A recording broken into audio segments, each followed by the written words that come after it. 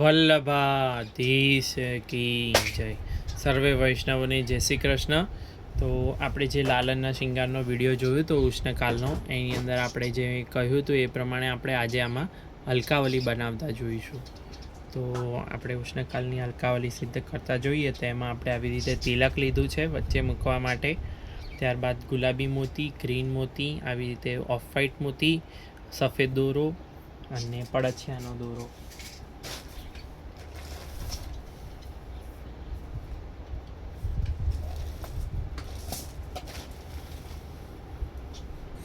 આવી રીતે પડછિયામાં મૂકવા માટેનો દોરો. તો સર્વપ્રથમ આપણે અલકાવલીમાં તિલકની આજુબાજુમાં પધરાવવા માટેના આવા લટકણ સિદ્ધ કરીશું. તેની માટે આપણે આવી રીતે જે આ ફ્યુઝ વાયર લીધો હોય એને આપણે આવી રીતે અહીંયાથી વચ્ચેથી કટ કરી અને એમાં નીચે આપણે ગ્રીન મોતી, ઉપર એક ગુલાબી મોતી આવી રીતે આ ભરી લઈશું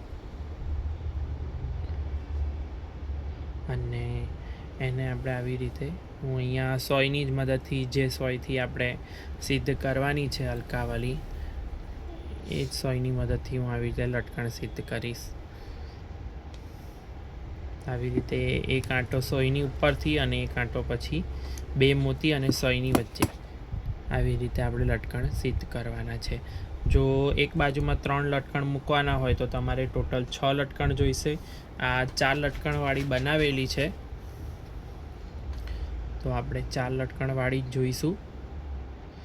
તો મારે ટોટલ 8 લટકણ બનાવવાના થશે.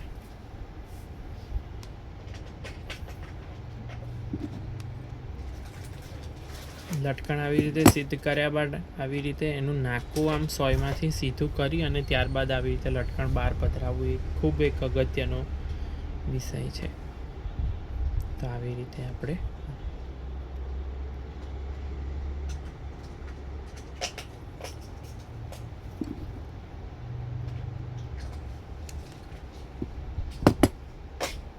ત્રણ લટકણ થઈ ગયા છે.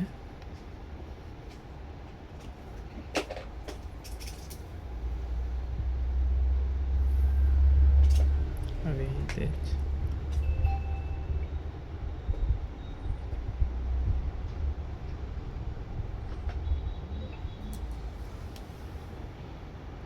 ત્યારબાદ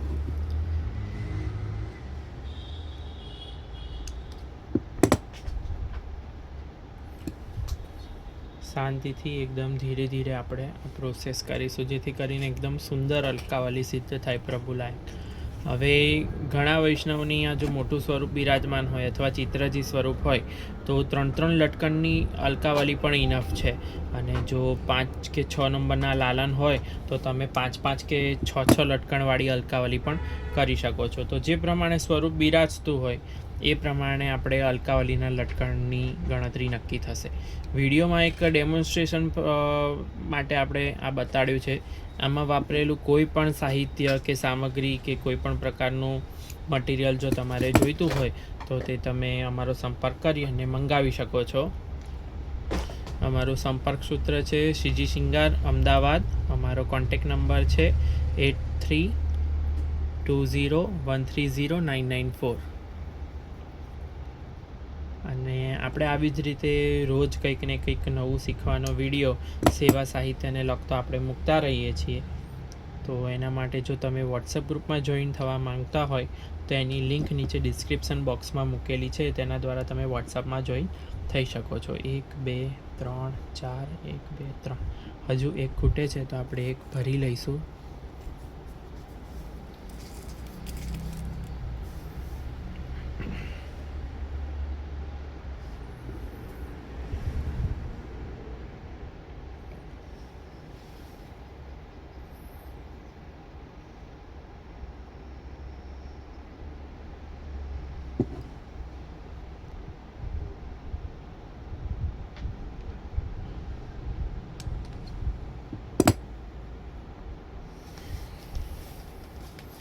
તો આવી રીતે આજે લટકણ બધા સિદ્ધ થઈ ગયા.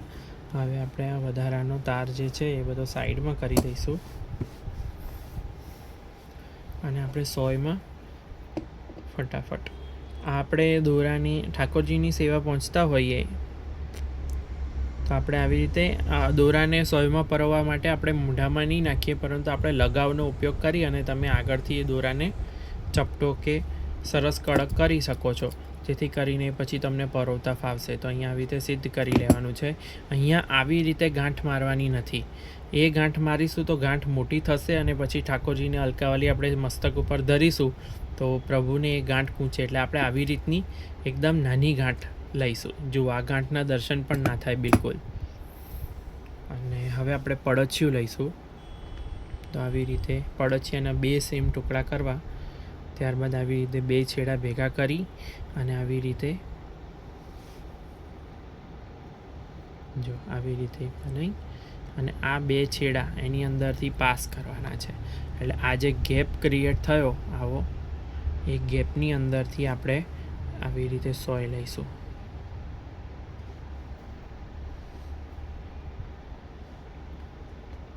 આ સોય લીધા પછી સોયને આપણે આખી દોરાને પાસ નથી કરી દેવાનો. આ 2 જે ગેપ દેખાય છે ત્યાંથી આપણે સોયને પાસ કરીશું એટલે આ દોરો એકબીજા સાથે લોક થઈ ગયો. તેમ છતાં આપણે હજુ પણ છોટું ન પડી જાય એટલે એક વખત આપણે આ ગાંઠની અંદરથી ફરીથી લઈશું. અને મેં અહીંયા 2 mm મોતીનો યુઝ કર્યો છે. તો 2 mm આપણે 2 મોતી શરૂઆતમાં લઈશું. આ જે અલકાવાલી બનાવેલી એ 1.5 mm મોતીની બનાવેલી છે. તો તમે એ પ્રમાણે પણ કરી શકો છો. તો આપણે અહીંયા 2 mm 3 મોતી પરોઈશું. ત્યારબાદ આપણે 1 લટકણ, 1 મોતી, ફરીથી 1 લટકણ લઈશું.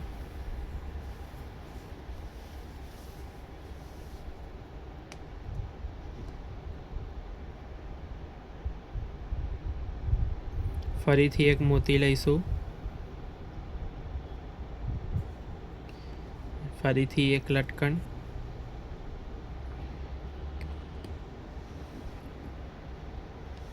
આખી અલકાવલી સિદ્ધ થઈ જાય પછી આપણને ભૂલ નજરે પડે એ માટે થઈને એના કરતાં આપણે થોડું થોડું પરોઈને આગળ ચેક કરતા જઈશું.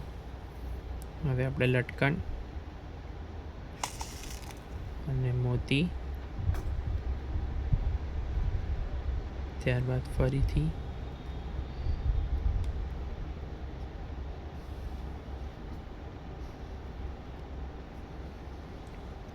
તો જો આવી રીતે આ એક સાઈડનો ભાગ આવી રીતે સિદ્ધ થઈ ગયો છે.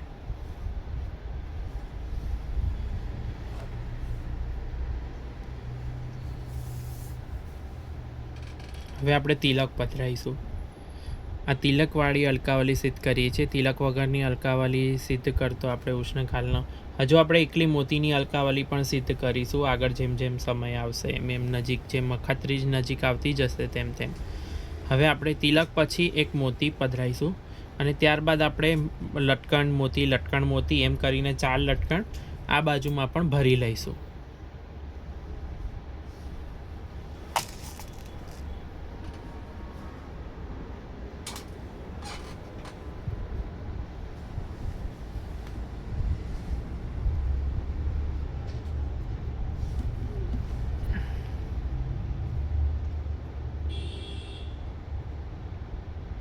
ફરીથી મોતી, ત્યારબાદ લટકણ,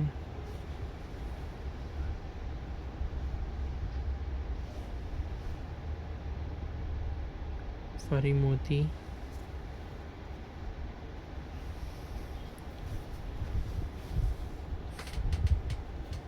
ફરી લટકણ. હવે આપણે જોઈ લઈશું કે 4 લટકણ થઈ ગયા હોય. 4 લટકણ થઈ ગયા છે તો આપણે પછી 3 મોતી લઈશું.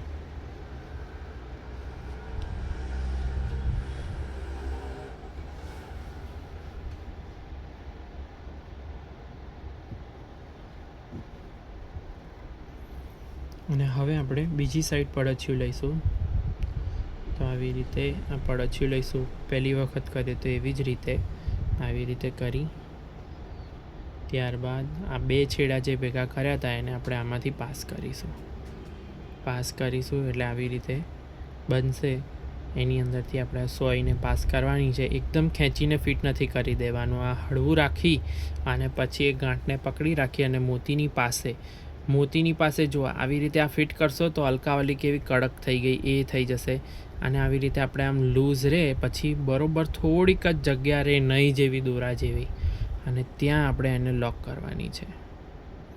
અને ત્યાં જે આ ગાંઠ પડી હોય એની અંદરથી આપણે આવી રીતે એક વખત દોરો લઈ લઈશું અને ત્યારબાદ આવી રીતે 3 ગાંઠ લઈશું.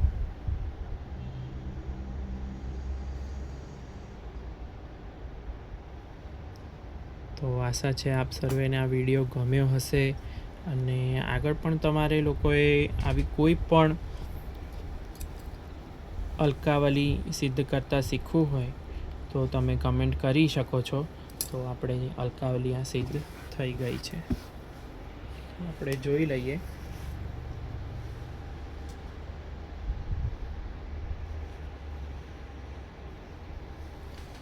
તો આવી રીતે આ અલકાવાલી આપણે આજે આ સિદ્ધ કરી.